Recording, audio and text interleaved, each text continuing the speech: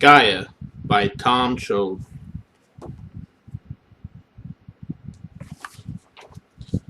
Dedicated to Virginia Nolan, 1922 to 2019. Prologue. The sun beat down on the archaeological team digging just outside an ancient cave on the outskirts of Greece. Leading that team was a woman in her early 50s with long blonde hair and blue eyes, dressed in archaeologist gear. Her name was Lauren Cooper, and she was studying the rocks outside the cave's entrance when one of the men on her team came up to her with a stern expression on his face. "Miss Cooper, you need to come and see this," he said. Lauren looked up from her walks and saw the expression on the man's face and knew it was urgent. She abandoned her collection of rocks and joined the man inside the cave, which had been decorated with lighting from the archaeological team that was researching inside the cave. "What is it?" asked Lauren. "I think we may have found something," answered the man. The duo went deeper and deeper into the cave until they made it to the last room. It was a round, empty room with barely any lighting, as the rest of the team hadn't made it this far into the cave yet. On the ground was a stone head with snakes for hair and eyes shut. It was attached to a bright golden shield. Lauren approached the artifact and picked it up in her hands. She dusted off some of the dirt from the stone face and could deduct that the head belonged to a female, but who? The further she examined her features and the snakes for hair as well as the golden shield, it occurred to her that this may have been a figure from ancient Greek mythology. But dare she say the name? Dare she let it part her lips? To admit it and say it out loud meant that it became reality and would change history forever. "What is it?" asked the man. Lauren glanced at the man and now understood the reason for his expression from earlier. There was no denying it anymore. Time to speak the shoe. Her lips parted and uttered a single name: Medusa. Chapter 1. Pre-Birthday Shield. At the bottom of a sheet hill in Kansas City, Kansas, atop a hill of its own, laid an old red duplex with a black rooftop and a white door. This was the home of the Jacobs family, a group of Shinzo who have lived in the duplex for a number of years. Among them was a 15 going on 16 young woman by the name of Tori Jacobs. A young woman with long red hair and emerald green eyes. She slept soundlessly inside her bedroom beneath green bed sheets. While she slept, there would be a cry from the living room from her own mother, Tina Jacobs, who looked like an older version of Tori with the same long red hair and emerald green eyes. "Tori, you better be getting up or I'm going to send in your father," yelled Tina. Tori started to awaken and without much hesitation jumped out of bed with her arms stretched out and a yawn escaping her lips. "I'm awake," declared Tori. "I'm awake. No need to call in the big guns." Tori got dressed in a navy blue Little Mermaid t-shirt and blue jeans and grabbed her backpack, coming through the living room of the duplex, which contained yellow carpeting, a red couch and chair on one side with white. There was a shelf with many different items on the other and a TV set in the corner. Before Tori could make it to the living room door, her mother Tina cleared her throat and held up a sack of lunch that Tori had to turn her head to see. "Forgetting something?" asked Tina. Tori walked over and took the sack of lunch before leaving the duplex. "Thanks, Mom," she called back. "I'll see you after school." Tori passed through the main door and the screen door and stepped out onto the driveway. At the end of the driveway, a bright yellow school bus was waiting for her to ascend. Tori entered the school bus and looked around the many kids inside the bus before spotting her best friend, Lily Mayweather, a young woman with long curly brown hair and brown eyes, dressed in a lime green turtleneck and black pants. Tori went over and sat next to her while the school bus pulled back from Tori's driveway and started its way up the tree hill. "Hi, Lily," greeted Tori. "Hi, Tori," replied Lily. "You know, tomorrow is my birthday," said Tori. "Sweet 16, replied Lily. "What are we doing for it?" "We're having a pizza party," answered Tori. "So what, no cake?" asked Lily. "Did I hear pizza?" asked a male voice from behind Tori and Lily. "You heard pizza," said another male's voice. Tori turned around to see two more of her friends, Shinta Greenaway, who possessed shoulder-length black hair and brown eyes, and always dressed in black, but wasn't goth or emo.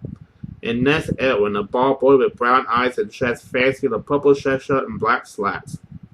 Shinta, next, Tori said, surprised. Yeah, you heard right. What kind of pizza?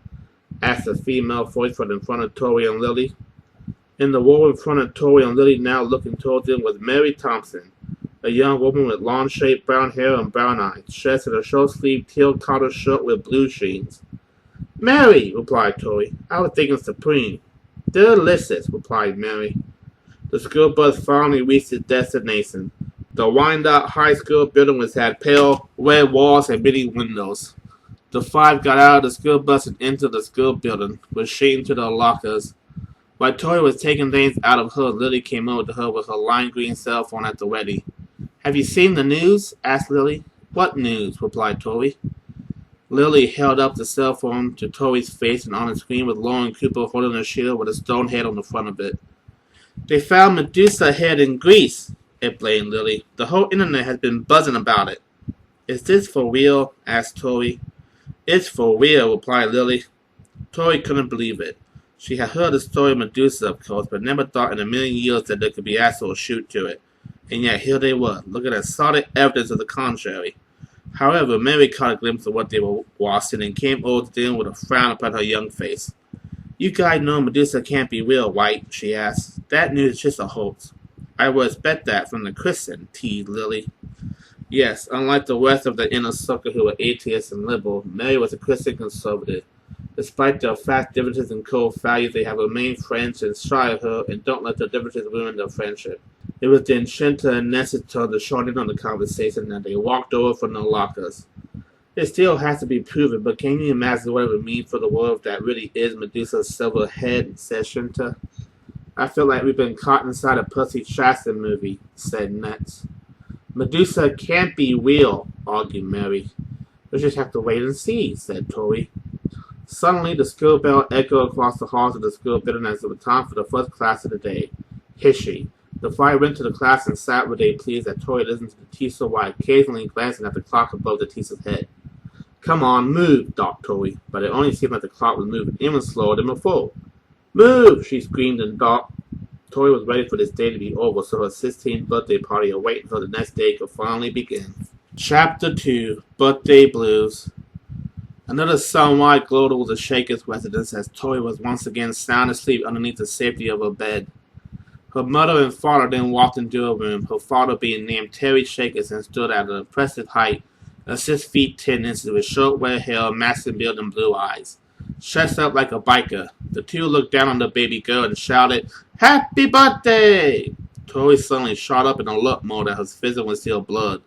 It settled in on her parents as she asked, What is it? Tina then came over with a small birthday present and laid it down in the palm of Tori's left hand. It's your birthday present, said Tina. Tori tore off the gift wrapping to unveil a small white box. She then removed the lid of the box to reveal a set of car keys inside the box. To Tori's young brain, a set of car keys only meant one thing, and she jumped out of bed in glee. Where is it? Where's my birthday present?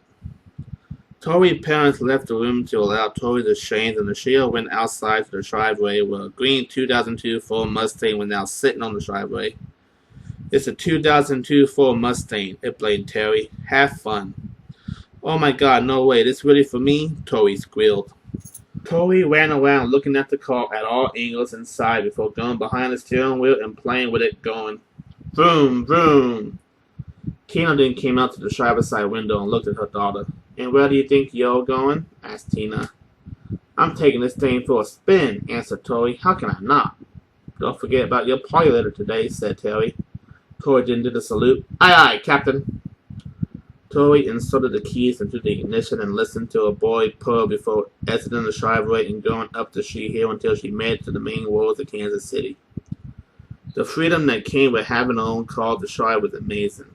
No longer did she need to take the school bus to school.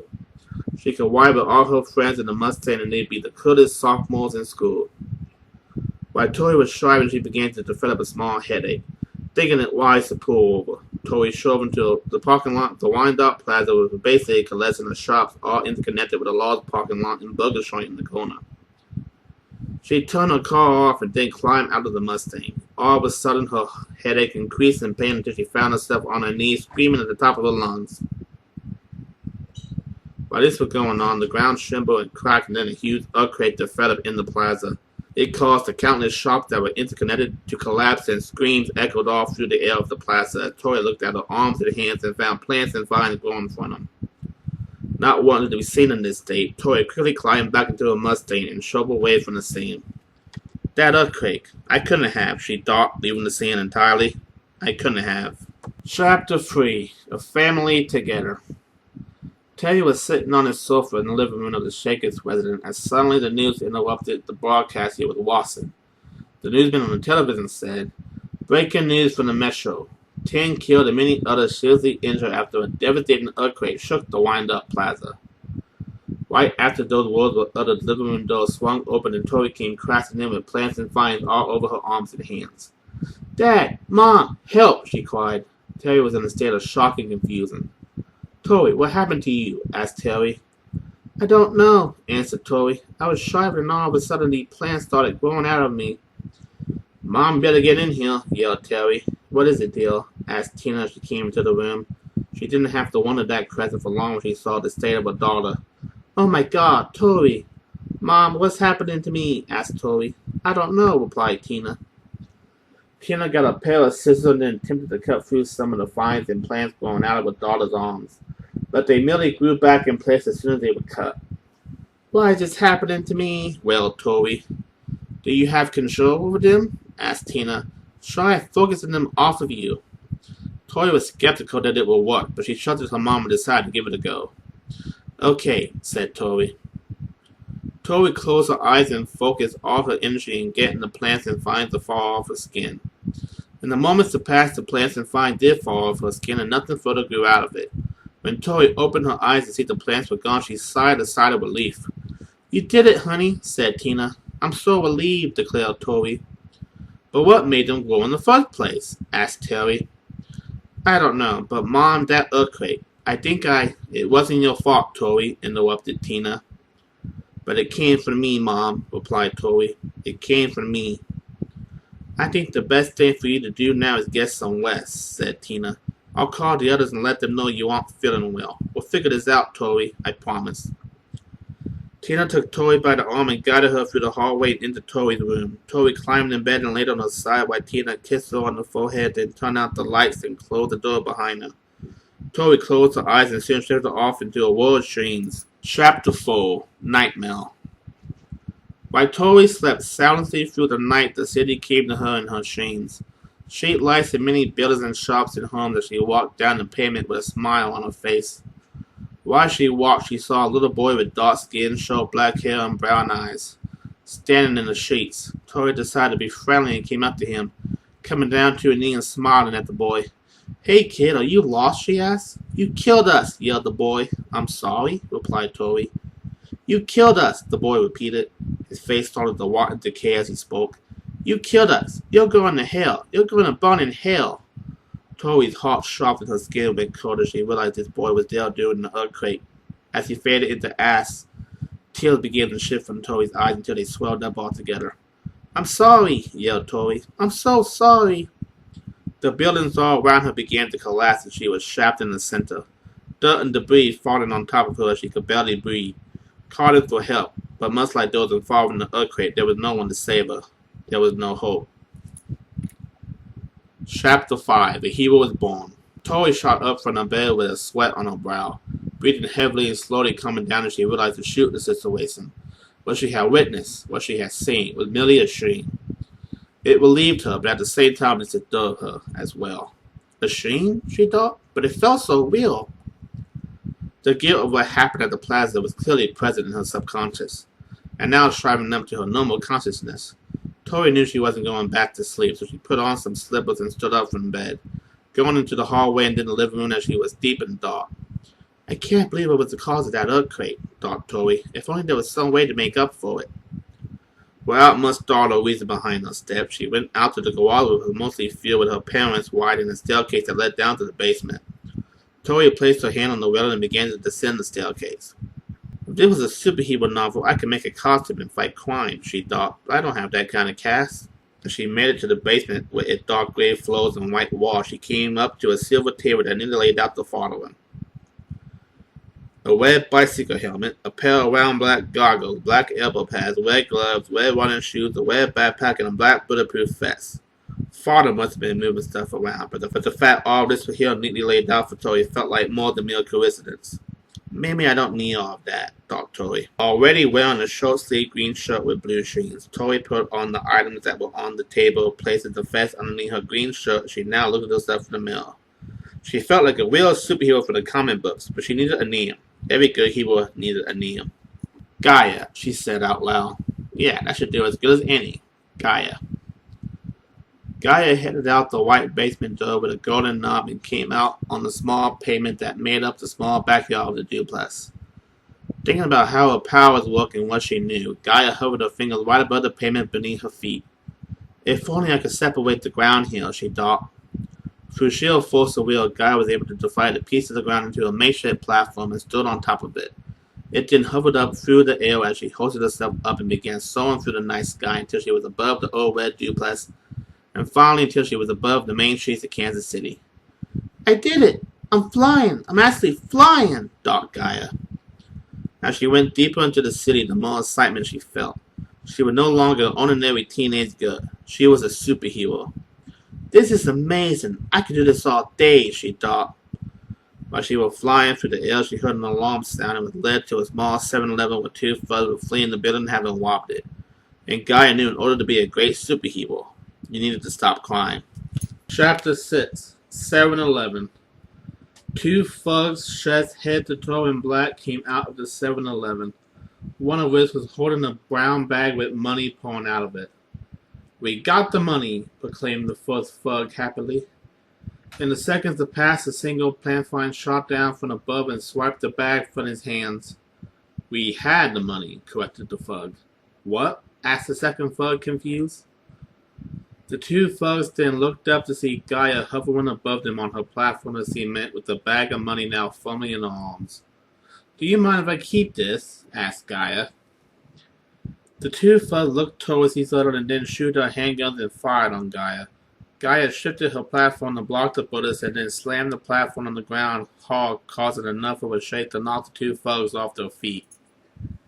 I'll take that as a no, said Gaia.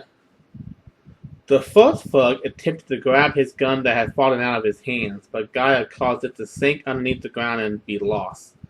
He then looked up at her with fear in his eyes. What are you? Asked the thug. A girl last I checked, quipped Gaia. However, Gaia made a rookie mistake. She forgot about the other thug. The second thug did manage to reclaim his weapon and fired at Gaia from behind. The shock from the sound of the bullet whirled Gaia into action as she spun around on the balls of her feet, causing the ground to rise up into a wall to not only block the bullets, but ram into the thug, knocking him unconscious. That was a close one, said Gaia. Gaia then turned back to the first thug who was trying to run away, but she shipped him with a quick planfine that shot out of her hand. As he was on the ground stumbling, Gaia stood over him and looked down at the scale thug. Please, let me go out with some dignity, begged the thug. Gaia considered it for a moment, and then saw the sheet light up ahead. She tied both thugs up in planfines and then left them dangling from the nearby street lights that the police could be heard coming from the distance. Not even a shred of dignity, said the thug. Gaia entered the 7-Eleven with the bag of money in her hands and gave it back to the cashier that was working that night, who already seemed shook up by the robbery that took place merely seconds prior. I believe this belongs to you, said Gaia. Gaia left the 7-Eleven and the cashier did the only thing that made sense to him as he watched her fly off on a platform of cement. He took out some booze he kept hidden and gave himself a shake. It was a crazy night. As Gaia flew through the air, she cried out, Woohoo! Watch out, Kansas City, because Gaia is here to stay. This was only the beginning of Tori's new life as a superhero. This was only the beginning of the rest of her life. Chapter 7 Chase. It was early morning in Kansas City, and already there was a highway speed chase with a purple car being chased by several police cars down the streets. The man inside the purple car was a robber and trying to get away from police custody as he caused several vehicles to run off the road. Gaia caught wind of this and took action, coming down on a platform of cement and swooped down to the driver's side window, knocking on the glass. This was enough to cause the whopper to roll down the window as he was dumbfounded at the sight before him. "The speed limit is 40, sir," said Gaia. The driver tried to ram into Gaia, but Gaia flew over the hood of the car and down to the passenger side door whose window was already down. Miss me, now you gotta kiss me," teased Gaia. The driver was starting to grow irritated and then angry. He pulled out a pistol and opened fire on Gaia through the open window. But once again, Gaia flew over the hood of the car to the opposite side. "What is it with you guys and guns?" asked Gaia. "Is it a compensating issue? Were you born with a 2mm? This angered the driver even further and he fired more shots at Gaia. But Gaia flew straight up and Millie watched the driver ran right into a nearby tree. Gaia then landed by the driver's side door and yanked it open with some plant fine before pulling the driver out and tying him up in fines and laying him down on the ground for the police to get. "That'll teach you to drive like a maniac," said Gaia. As Gaia heard the police sirens from the distance, she knew that was her cue to leave the scene. She returned on her platform of cement and hoisted herself up through the air and took off. "He's all yours, boys," she said as she took off. Chapter 8. Confessions.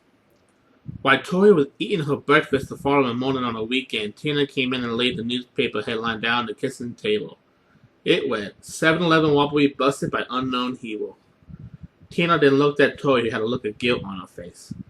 "Do you think we want to find out?" asked Tina. "Find out what?" asked Tori. "Don't play dumb with me, young lady," replied Tina. "We know that was you missing in the paper. Nobody else fits that description. Tori, what you did was very dangerous. You could have been hurt. Or killed." "But, Mom, it's the only way I can make up for the earthquake," argued Tori. "That wasn't your fault, Tori," said Tina. "But it feels like my fault," replied Tori. "Tori, this isn't a superhero novel. There are consequences for fighting crime in the real world," explained Tina. "I knew you wouldn't understand," yelled Tori. "I'm going to Lily's." With that said, Tori stormed off, ignoring the calls from her mother to come back. Tori left the old familiar red duplex and went directly next door to a beige duplex with a similar black roof to her own. Tori came up on the screen door and knocked on it. Moments later, Lily answered the door and smiled at Tori. "Hey, Tori, what's up?" asked Lily. "May I come in?" asked Tori. "Sure," answered Lily. Lily held the door open for Tori and Tori came inside the living room.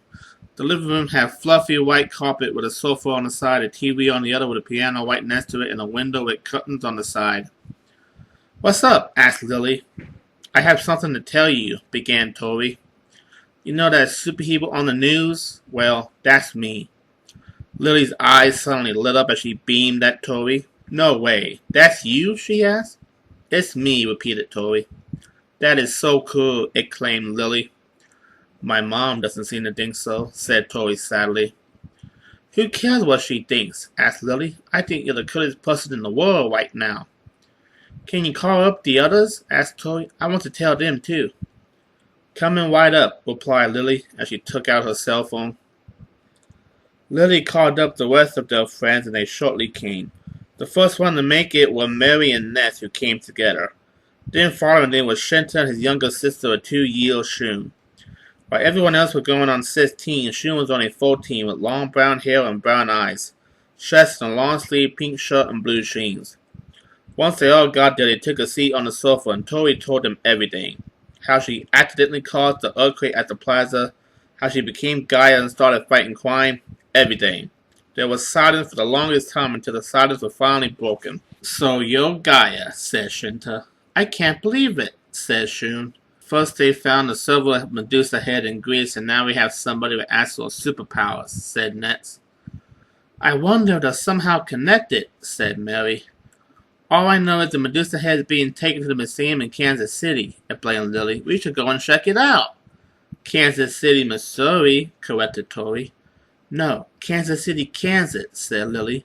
"I heard Lauren Cooper pulled some strings and got it brought out here. We finally have something that the Missouri side doesn't have."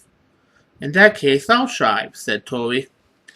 It was an interesting thought, but the Medusa head somehow connected to Tori's powers.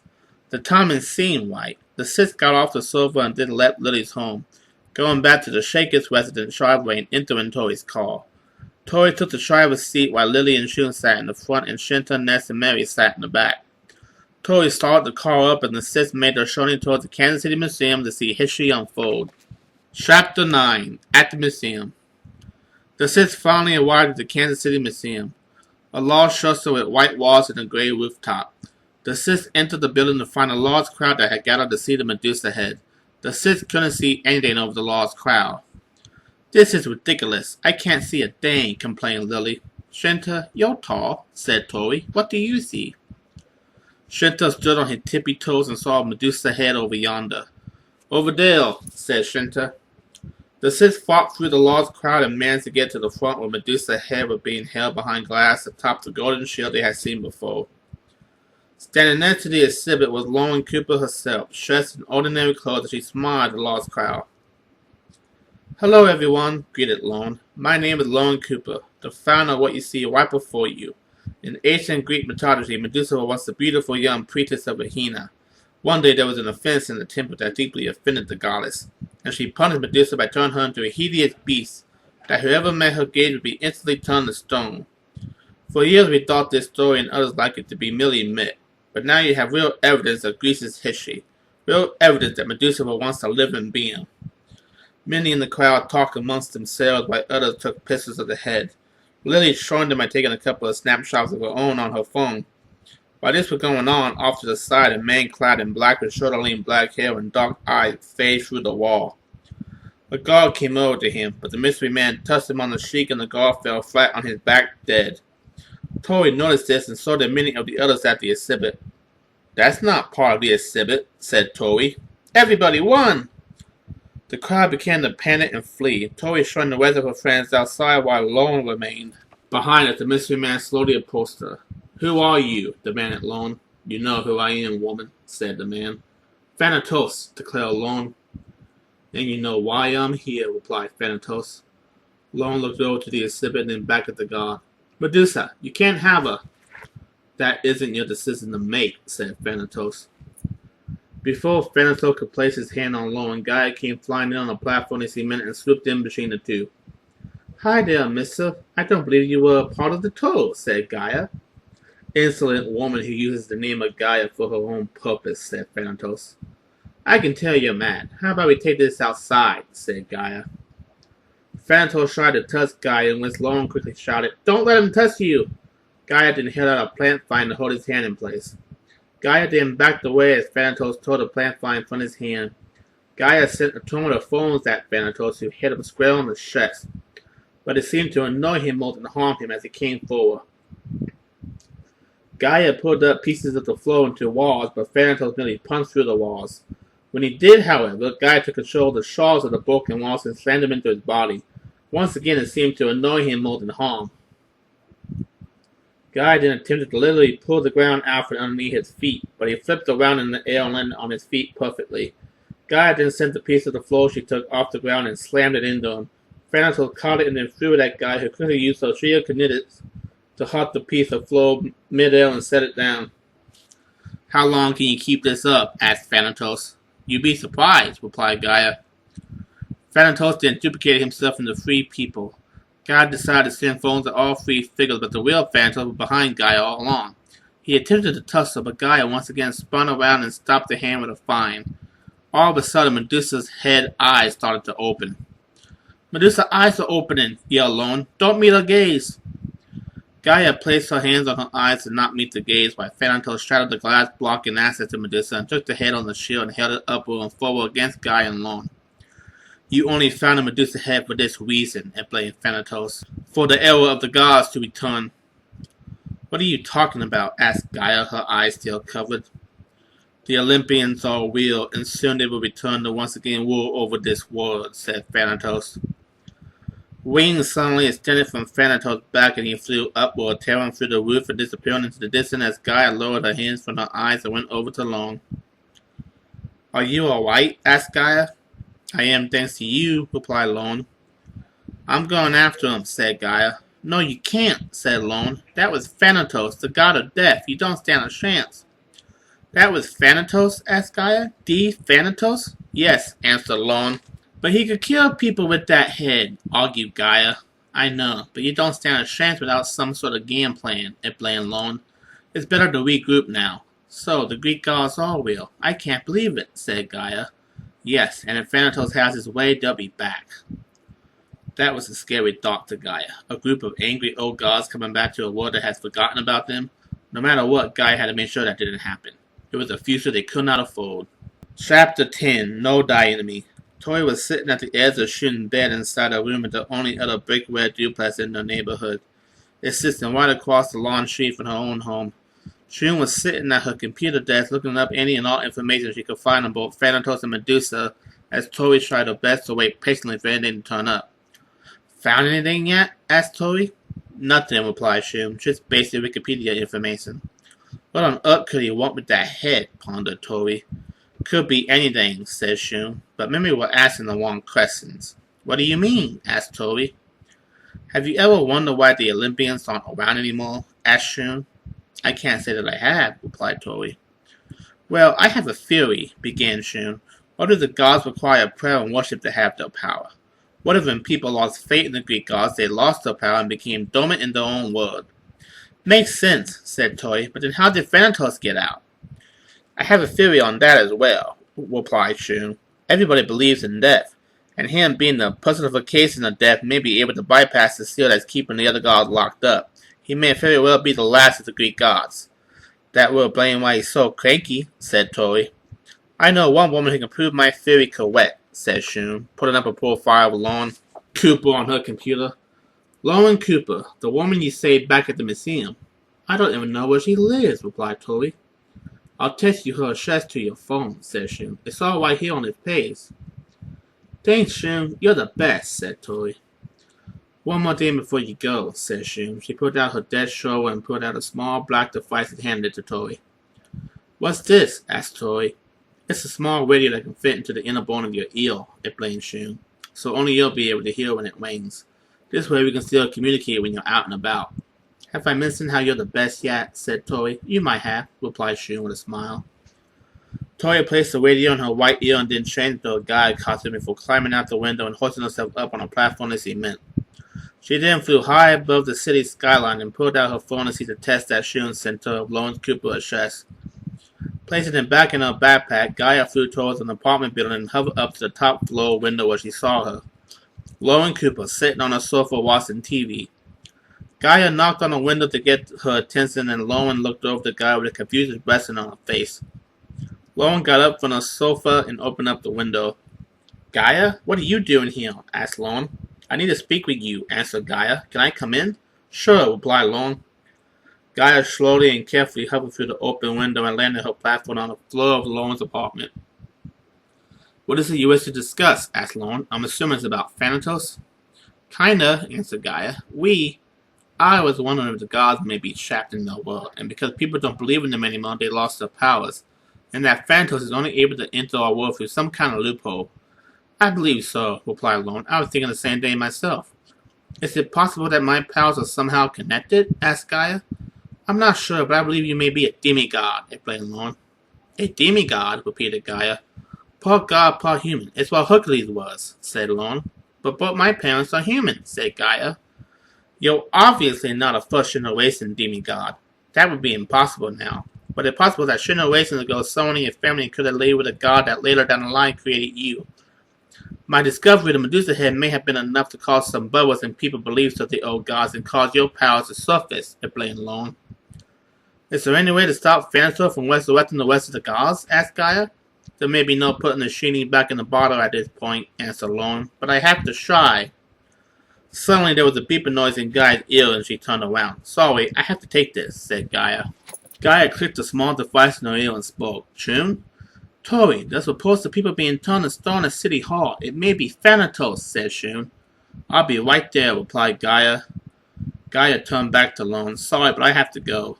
Whatever it is, I wish you the best of luck, said Lauren. Thanks, replied Gaia. Gaia returned to her platform of cement and then once again carefully flew through Lauren's open window before taking off through the sky. This time Gaia knew a little more about Thanatos than she did in the last meeting, and she was hoping that would be enough to stop him. Chapter 11. The Eyes Have You. Gaia landed on the outside of City Hall, the large structure with brown walls and a black rooftop. Outside were the police, but the police officer was completely trapped in stone. Gaia knew that Thanatos must have been using the Medusa head to do this, but for what purpose? Gaia glanced at the lifelike statues that now stood outside the city hall and then made her way inside. There were even more statues inside, poor city workers who had been turned to stone. Gaia wondered if there was any way to change them back, or was the change permanent? Gaia continued down the hallway to City Hall, searching for any signs of Thanatos. She kept her guard up, knowing that would be a tough fight, but it was a fight that had to be waged. As she went deeper into City Hall, she noticed a woman in the distance and called out to her. "Hey, you over there!" Gaia called. However, upon closer examination of the woman, Gaia soon learned that she was not a friend.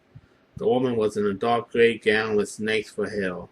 When Gaia realized who it was standing before her, she quickly covered her eyes to avoid the gaze of the one and the only, Medusa. "Yet another person who won't even look at me," said Medusa sadly. "You should know why," replied Gaia.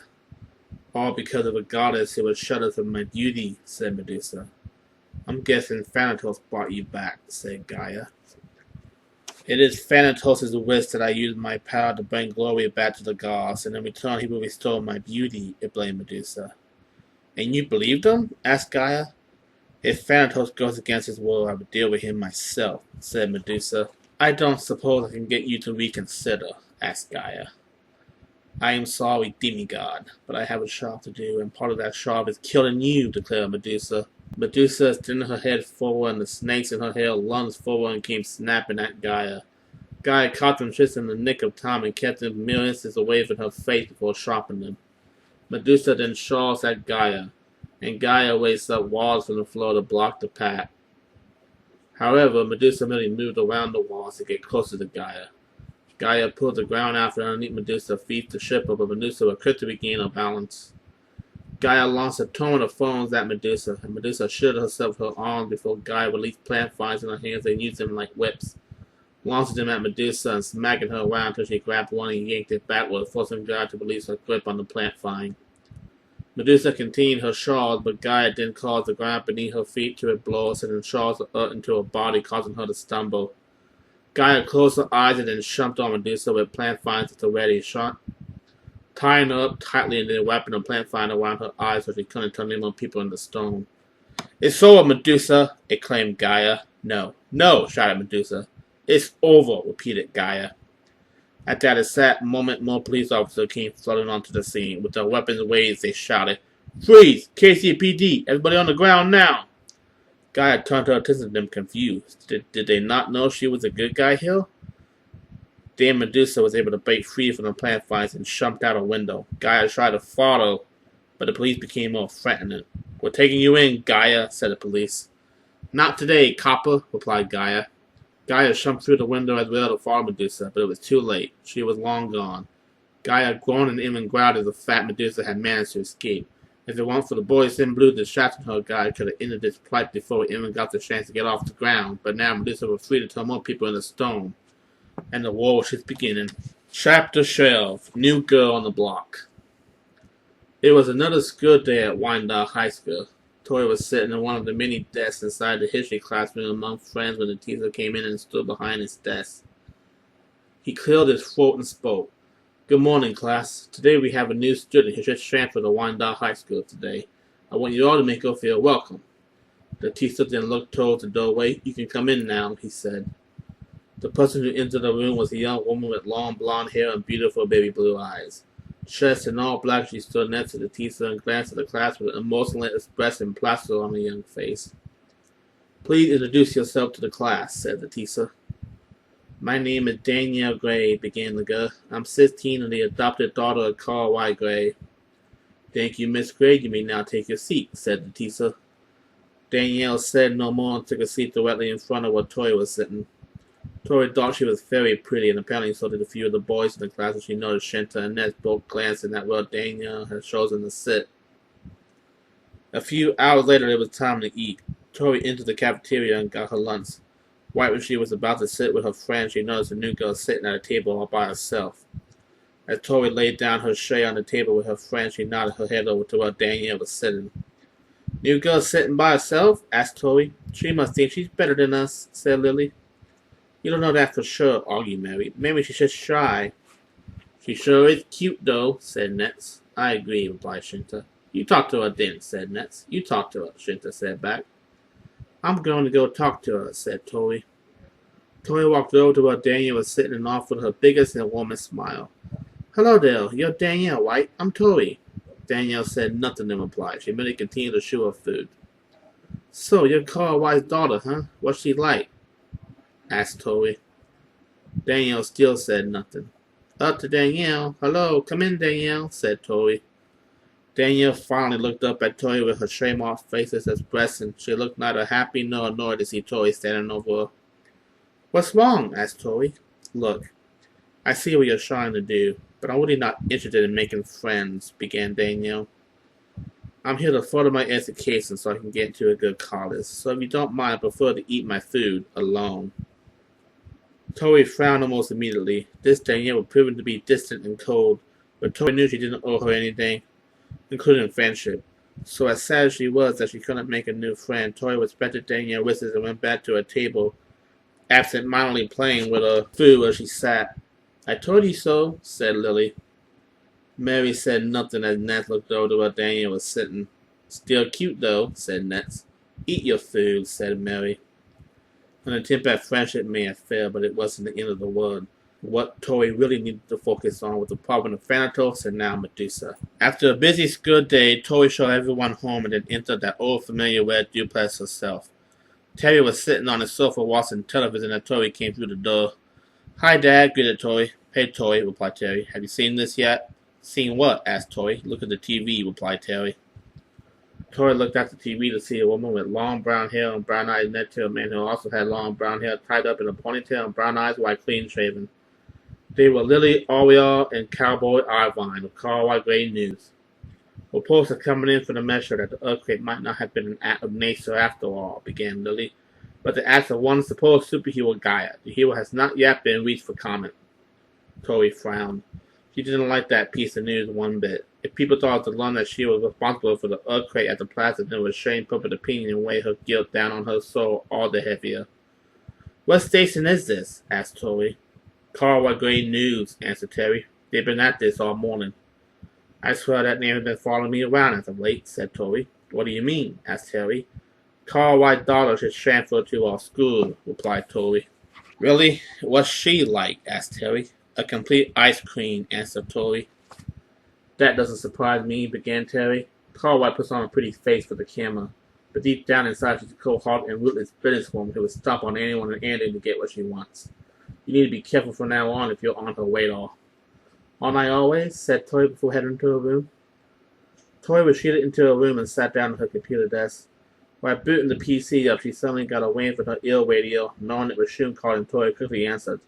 Yes, greeted Tori. Tori, there's a robbery in progress at the bank. They have hostages too, said Shun. I'll be right there, replied Tori. Tori quickly changed into a Gaia costume and flew out the window of her room on a platform to Earth. She flew high through the sky until she reached the bank that was being robbed. Police were already covering the front, so she decided to cover the wheel, which thankfully had no police on it, and also no back entrance. As Gaia landed on the ground in the back of the bank, she decided to make her own entrance. Gaia dug a hole through the ground and created a tunnel that went right underneath the floor of the bank. She didn't sense the earth's vibration to tell where the robbers were and where the hostages were. Gaia needed to be careful and smart, and this was her first hostage situation. If she screwed this up, somebody could get seriously injured or even killed. Gaia waited for one of the thugs to be directly over her, and then she collapsed to the ground above her. This caused the man to fall right into her arms as she used her plant vines to tie him up. She then hid away in the darkness, and as the second man came in to get the first man, Gaia whipped him with vines and then tied him up as well. However, the third thug was smaller. He grabbed one of the hostages and held a gun to her head as he called out, "Whoever doing this, come out or I will kill the hostage." Gaia came out of the hole and held her hands up in the air. "Take it easy, buddy," said Gaia. She didn't notice who the hostage in his hands was. Danielle Gray from her school. "Danielle?" she blurted out without much thought, earning a curious glance from Danielle. "Try ending and blow her brains out. You got that?" said the thug. "I got it loud and clear," replied Gaia. "Let's look at this rationally. You haven't killed or harmed anyone yet. You just stole some money. You don't want to go to prison for murder, so just let the girl go and I'll leave." The man was considering it, but while he was considering it, Danielle saw an opening and stomped real hard on his foot.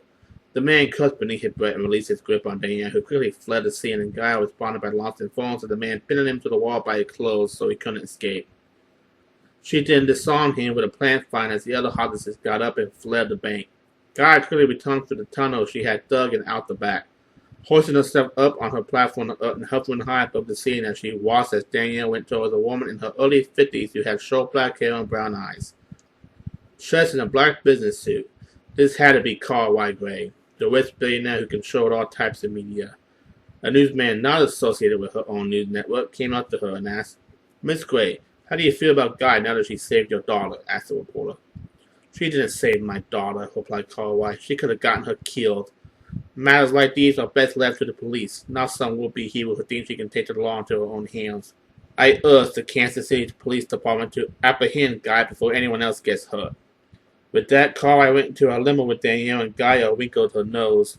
"You're welcome," she said sarcastically as she flew away from the scene. Chapter 14. Friendship. Everybody at the school was talking about the fact that Danielle was a part of a real bank robbery.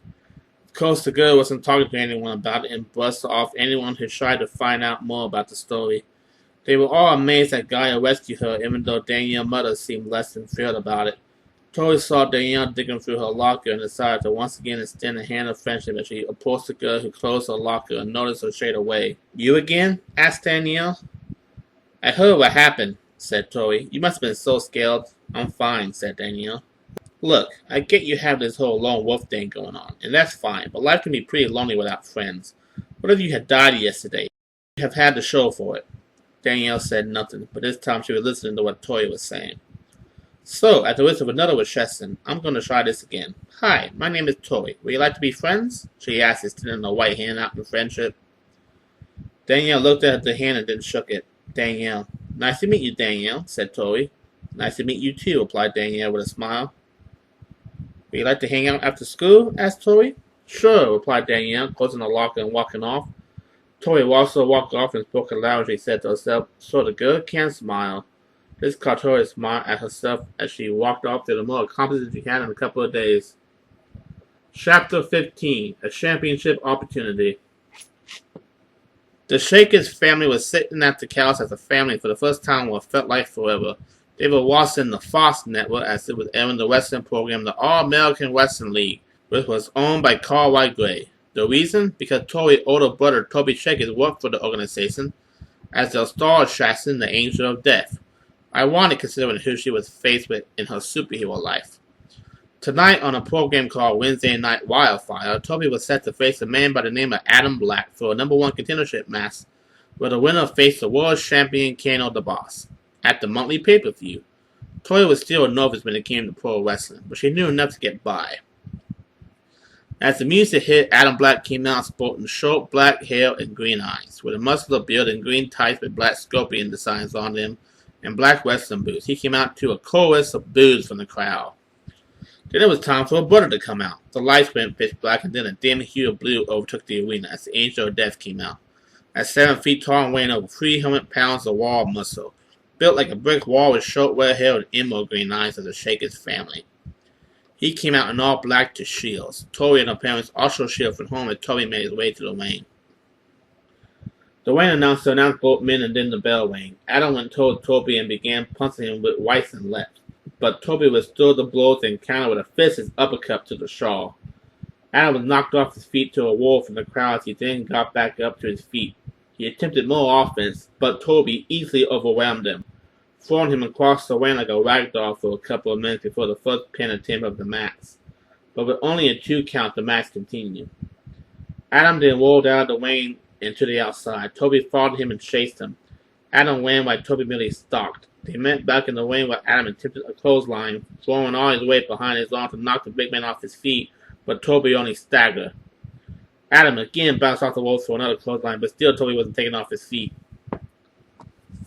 Adam did it a third time, and this time Toby was down to a knee as Adam performed a missile sharp kick, ramming both the ends of his boots into Toby's face before Toby finally fell down flat on his back, and Adam went for the pin.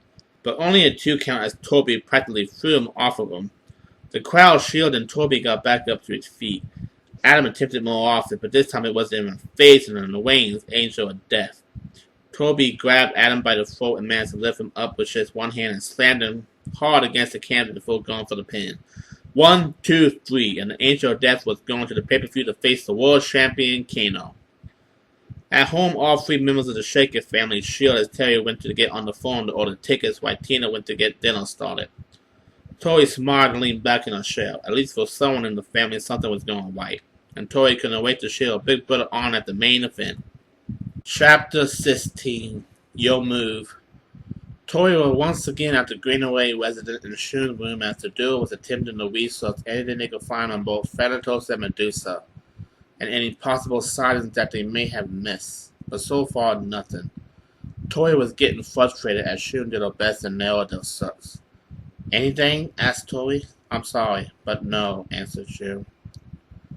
Tori only sighed. Where on earth could they strike next? She asked. As if to answer her question, the TV in Shun's room began to advertise the AAWL pay-per-view event Death Marks, live at the Sprint Center in Kansas City, Missouri. It was then that it dawned on Tori just where and when Medusa would strike next. I know, wailed Tori. I know where Medusa is going to show up next. Well, asked Shun. The pay-per-view at the Sprint Center, answered Tori. Think about it.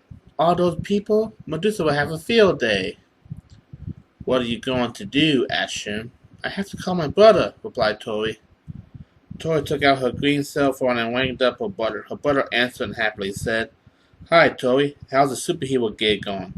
Toby, listen to me very carefully. But you know what I've been dealing with in Medusa, right? You have to cancel the show at the Sprint Center. Medusa is going to gatecrash, said Tori.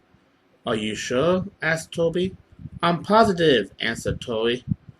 Tori, I can't just cancel the show. Carl White has a lot of money involved with it, and it's my chance to win the title, said Toby. But people could be killed, argued Tori. Tori, we can't just stop doing things because there's a risk of danger. I'm sorry, but I have to go. I'll talk to you later, said Toby. With that, he hung up. Toby? Dang it! Tori turned off her cell phone and put it back into her pocket. What are you going to do now? Asked Shun. I guess I just have to go over his head, answered Tori. Carl White Gray? Asked Shun. You're going to ask Carl White Gray to cancel the show? What else can I do? Asked Tori. I'm just saying she's not exactly your biggest fan, said Shun. I know, but I have no choice. If anyone can do it, it's her, said Tori. Good luck, replied Shun. Tori nodded her head and then quickly left Shun's place. She changed into her Gaia costume and flew off on a platform of Earth, making it to Carl White Incorporated headquarters deep in Kansas City. She came up to the top of the building and saw Carl White Gray sitting at her office desk on the computer as Gaia knocked on the window to get her attention. Carl White spun around her chair with a cigarette machine and tea and raised an eyebrow at the sight of Gaia, clearly not expecting a visit from the superhero. Carl White put out her cigarette in a nearby ashtray and got out of her chair to open up the window. Well, isn't this a surprise, said Carl White. To what do I owe the pleasure? Listen, I know you don't like me, and that's all right, but I have urgent news to tell you, said Gaia. Medusa is going to attack the Sprint Center when you have your show. You have to cancel it. To that, Carl White only chuckled. Incredible. You think just because you have powers and the public adores you that you can throw your weight around and do whatever you want in the name of peace. I hate to bust your bubble, but you don't bark orders to anyone in this city, least of all me. No way in hell am I canceling this show, so you can just fly off on your little walk and go somewhere else before I call the police. But, scram! Shouted Carl White before slamming her window shut and going back to her seat. Gaia knocked on the window again, but this time Carl White simply ignored her. Gaia frowned in frustration, but took off anyway. If no one would come and sit with her, then there was only one thing left to do. Protect the Sprint Center from Medusa at all costs. Chapter 17. A Night at the Sprint Center. The arena was full of people from all walks of life, including her parents who decided not to heed her warning to not go to the show. Gaia stood in the rafters watching the event from far up above. She just knew it in her gut that Medusa was going to make an appearance. And if nobody was going to stop the show, then she would just have to stop Medusa. Several different men and women came out to perform before the live crowd. Each match was more exciting than the last. Carl White had a good part of Gaia had to admit that much. It was a shame she couldn't have been in the crowd with her parents as herself cheering her brother on, but duty called. Gaia was sure her family understood that, but if anything happened to her parents or her big bro on this day, Gaia would never forgive herself. It was in time for the main event. Toby came out in all his splendor that the character of the Angel of Death has given to him. Then the world champion came out. A man that was 6 feet tall with short black hair and blue eyes and dark skin.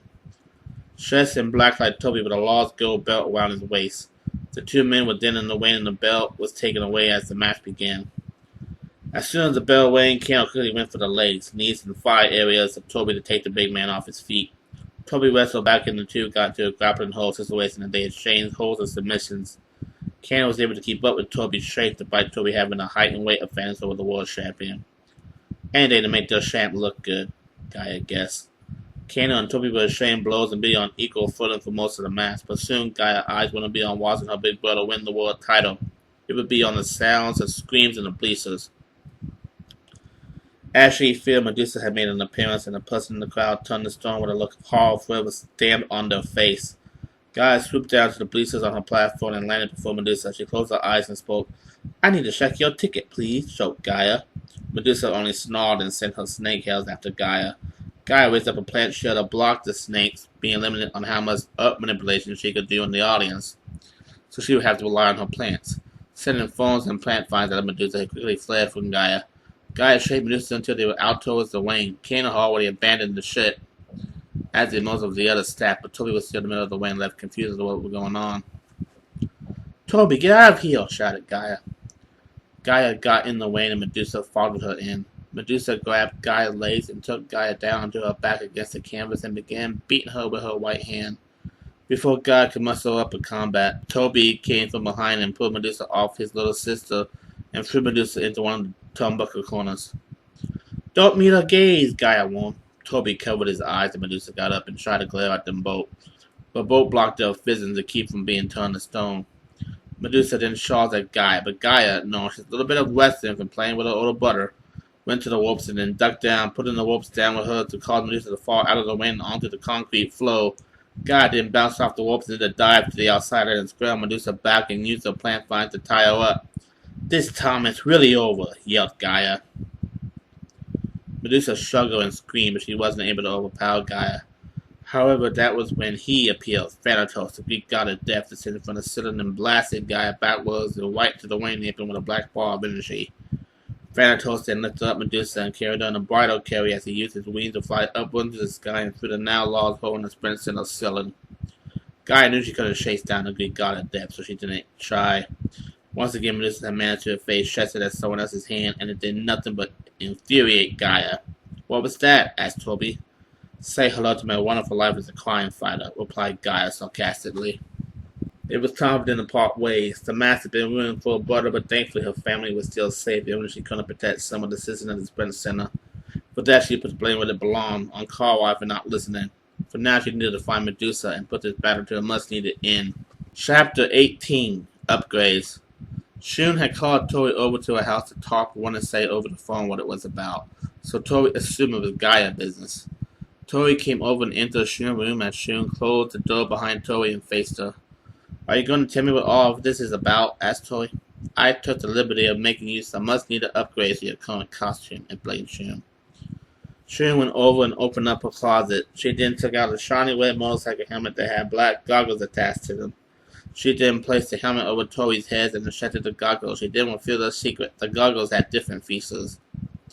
"Night vision, thermal vision, and regular vision," said Shun as she cycled through each vision for Tori to see. She didn't have the goggles zoom in and out to snap the random photo. You can also now use them as a pair of binoculars and take photos that will go to my computer for taking evidence. Tori lifted up the goggles from her eyes and looked at Shun in amazement. "You're amazing, Shun." "I'm not done yet," replied Shun. Shun returned to her closet and pulled out a thick short-sleeved green shirt and laid it on the bed. This shirt doubles as a regular shirt and a protective vest that will protect you from bullets and knives. It's also lighter and won't limit your movements as much as the old vest did, explained Shun.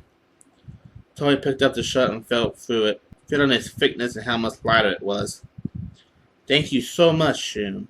"No need to thank me. It's my pleasure," replied Shun. Tori put on an upgrade with the rest of her costume and looked at herself in the mirror with a smile. "This is going to help loads in the fight against Medusa," said Tori. "I'm glad I could be of service," said Shun. Tori then took off the costume and put it all back in her backpack. "For right now, I'm going to clear my head." "Where are you headed?" asked Shun. "To the swimming pool, of course," replied Tori. With that said, Tori left shooting women later her duplex and returned to her Mustang when she was shot to the nearest indoor swimming pool and do some much-needed thinking. Chapter 19, How About a Swim? They called her the Little Mermaid. How graceful she swam through the surface of the water. How quick she was. How precise she was. She was born to swim, they said. As if she were born from the water itself, much like a mermaid. Tori even joined the school's all-girls swimming team to further show off her talents in the pool, and she won many races as a part of that team, even making team captain. But for right now, Tori only wanted to enjoy the presence of the water, to swim for the joy and not so much for the sport. It had felt like ages since she had gotten into the water. Ever since she became Gaia, her duties as a superior came first to a lot of other things she would prefer to be doing, as a guilt with the man. Tori donned a green swimsuit and then jumped into the water with a splash. She moved her arms and legs and swam from one end of the pool to the other and then back to the other side, swimming on her belly and then swimming on her back. The water felt great on her skin. As she swam, she heard a set of footsteps approaching. Tori hadn't expected anyone to be here at this time of day and eagerly awaited to see who it was. The figure turned out to be none other than Daniel Gray herself. Long blonde hair flowing through the air, she wore a blue swimsuit of her own. When she jumped into the pool, she also swam with grace and charm, as if she was always meant to be a part of the water, much like how Tori had swam earlier. Knowing they had this in common, she's made Tori like the girl even more. Even though their first encounter wasn't the best, Danielle didn't realize Tori was in the pool with her and she swam over to her. I wasn't expecting anyone else to be here, said Danielle. Neither did I, replied Tori. So, since we're both here, how about a little race? Asked Danielle. You mean between the two of us? Replied Tori. Do you see anybody else here? Asked Danielle. Good point, said Tori with a laugh. We'll go from one end of the pool to the next. Whoever makes it to the other side first wins, said Danielle. Are you ready? I was born ready, replied Tori. Then let's have at it, said Danielle. Tori and Danielle swam to the right-hand side of the pool and prepared themselves. Once they were ready to begin to swim, they raced neck and neck with each other across the surface of the water. Tori moved her arms and legs as fast as her body would allow her to carry them, and it seemed no matter how much effort Tori put into it, Danielle mastered speed and power. When Tori was taught to take the lead, Danielle would take it back. When Danielle took the lead, Tori would take it back. They were even in skill, and that made Tori's competitive nature come out. She wanted to win. She wanted to beat Danielle. But when all was said and done, both women extended their hands forward to touch the left-hand side of the pool's wall, so Danielle got her hands out first, only a millisecond before Tori could make contact with the wall. I win, said Danielle with a smile. That was a good race, Danielle. I haven't had that much fun in a while, replied Tori. Same here, said Danielle. You can call me Danny. All right, Danny, said Tori with a smile. The two climbed out of the pool and tried off in their towel before putting their regular clothes back on. As Danny was about to leave, Tori spoke up. Say, Danny, can I ask you a question? Asked Tori. Shoot, replied Danny. Do you agree with your mother about Gaia? Questioned Tori. No, said Danny simply. I think Gaia should try to help people. My mom only sees the ugly side of people. I'm often indifferent toward things like that. Is that why you always have that face as depressing and come across as distant? Asked Tori. I was adopted, Tori, said Danny. I've been from foster home to foster home not knowing who my parents were or why they gave me up. I guess that kind of life hardened me a little, made me distant and guarded. My mother only wishes to mold me to one day take over Kauai Incorporated, but our relationship is much better than that of the other foster homes I was a part of. You were really the first one to try to reach beyond my barrier, and you know what? I thank you for that. Tori and Danny both smiled at each other, and then they hugged each other tightly. Tori was glad that Danny had opened up to her like that, and now she felt closer to the girl than ever before. Tori had made a new best friend, and she was happy with someone like Danny. Chapter Shoni, the grand finale. Tori was over at Lily's house hanging out with her best friend as the two were watching television. All of a sudden, the show they were watching was interrupted by breaking news, as the newsman came on the TV and spoke. Breaking news out of the Met show. An unknown woman with snakes for hair, many are called Medusa, is attacking the city trying to ferry people in the stone. The police are trying to get the situation under control and other people to stay inside the home that this matter is being handled. Tori and Lily looked at each other. I have to go, said Tori. I know, replied Lily. Be careful. Tori got up from the couch, put her Gaia costume on, and flew out of the area on a platform of Earth. She continued to soar through the skies until she made it to the middle of the sheets where Medusa had turned the entire police force that opposed her to stone. Gaia then swooped down in front of Medusa, and as soon as Medusa's gaze came towards her, Gaia switched her physical foremost so all she could see was her heat-sinister and not her gaze. It was then that Medusa froze into place, tears in her eyes. You can see me, said Medusa. It was then that Guy realized how human Medusa was. She was merely fighting for a chance to get her life back, to be forced to curse the gods that Hina had placed upon her so many centuries ago. Medusa, I know why you're doing this, but it's still wrong what you're doing. Perhaps we can find another way to restore your beauty. You don't have to be a pawn of the gods, said Gaia. I'm sorry, Gaia, but I must stay at the coast for my sake. I have no choice but to kill you, Medusa yelled. Medusa once again sent those snake's tails after Gaia, and Gaia put up a plan to protect her from the snake's bite. This time Medusa was dressed differently. Inside golden armor with a sword and shield. Medusa shawls at Gaia with the sword, and Gaia put up more of the ground into a makeshift wall as Medusa merely sliced through it with a sword. It didn't take Gaia long to figure out her outfit was the armor of a Hina, and the weapons were weapons of the Hina. Thanatos must have hooked her up with this equipment as an attempt to make it easier for Medusa to dispose of her. Gaia had to change her game plan, and fast. This time Gaia took what little control of the assistant gravity they had around them and weighed it down on Medusa. Medusa fell to her hands and knees as the powerful weight of gravity overwhelmed her. Just give up, Medusa, said Gaia. Never, yelled Medusa. Gaia tried to weigh more gravity down upon her, but Medusa broke out of it and shawled at Gaia, swinging her sword about. Gaia knew protected shield protected her from the slashes as she used her plant vines as a weapon to not only disarm the Hina. Gaia knew protected shield protected her from the slashes as she used her plant vines as a weapon to not only disarm Medusa, but to whip her about. Medusa lost grip on her sword but held up her shield when Gaia sent torrents of thorns at her. Gaia then caused the ground beneath Medusa to explode and sent shards of earth into the cracks in the armor. This caused Medusa to stumble. Gaia then stripped the solid ground to liquid and literally walked Medusa away in a cone of earth that was made similar to water before solidifying it and fusing the ground with her mid-body, causing her to be stuck. Medusa struggled and struggled, but there was no breaking free, even in Athena armor as Gaia wrapped a strong plant vine around her eyes to use as a blindfold. I'm sorry, Medusa, but it's over, said Gaia. Medusa only wept as more police came onto the scene and Gaia walked towards them. She's all yours, boys, said Gaia. We're taking you in too, Gaia, said the police. Not happening today, guys, replied Gaia. Before the police could waste their weapons, Gaia hoisted herself up on a platform of cement and flew away from the scene. She flew far away, landing on the rooftop in the city to look at the beautiful skyline.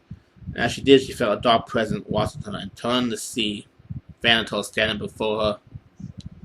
You came to cause trouble too, asked Gaia. Do you really think you've won? Asked Thanatos. You may have apprehended Medusa, but I can already feel the wheels of fate turning. Soon the Olympians will be upon the world once more.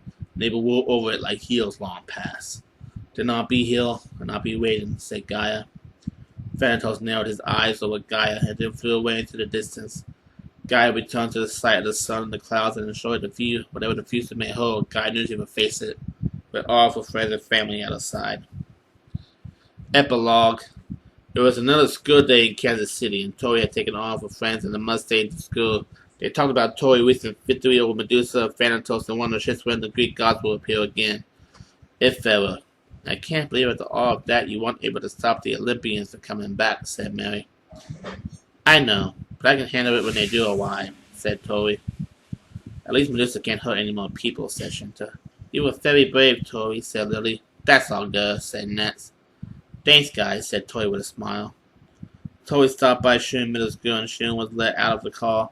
But before she went, she turned back to the driver's side door and leaned in towards the window.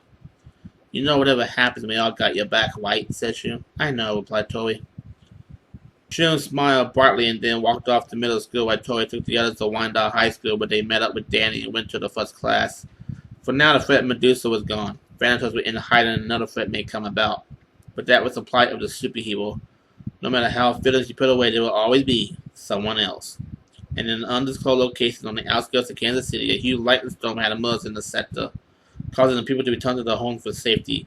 Out of the skies and out of the lightning came a figure clad in white from head to toe, with a white mask and outfit with a white and gold cape, turned around and held up a lightning bolt as he struck it against the ground and caused the whole street to be electrified.